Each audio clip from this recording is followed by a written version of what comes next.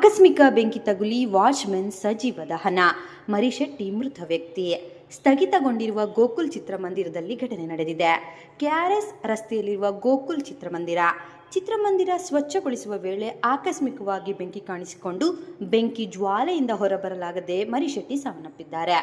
45 ವರ್ಷಗಳಿಂದ ಚಿತ್ರಮಂದಿರದಲ್ಲಿ ವಾಚ್ಮೆನ್ ಆಗಿದ್ದ ಮರಿಶೆಟ್ಟಿ ಕೆಲಸದ ಸಮಯ ಮುಗಿದರೂ ಮನೆಗೆ ಬಾರದ ಮರಿಶೆಟ್ಟಿ ಚಿತ್ರಮಂದಿರದ ಬಳಿ ಬಂದು ಪರಿಶೀಲನೆ ನಡೆಸಿದಾಗ ಘಟನೆ ಬೆಳಕಿಗೆ ಬಂದಿದೆ.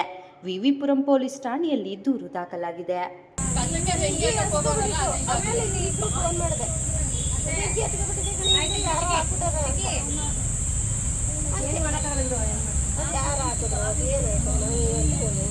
ಅವ್ರ ಹೆಸರು ಮರಿಶೆಟ್ಟಿ.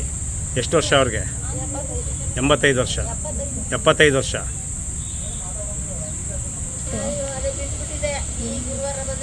ಕಮ್ಮಿ ಆಗಿತ್ತು, ಮತ್ತೆ ತಗೋಗಿ ನನ್ನ ಮೇಲೆ ಅದಕ್ಕೆ ಕೊಟ್ಟರು.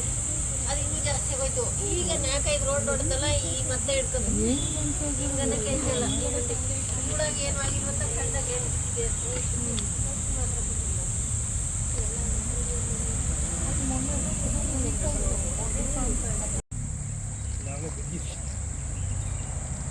ಎಲ್ಲಿ ಸರ್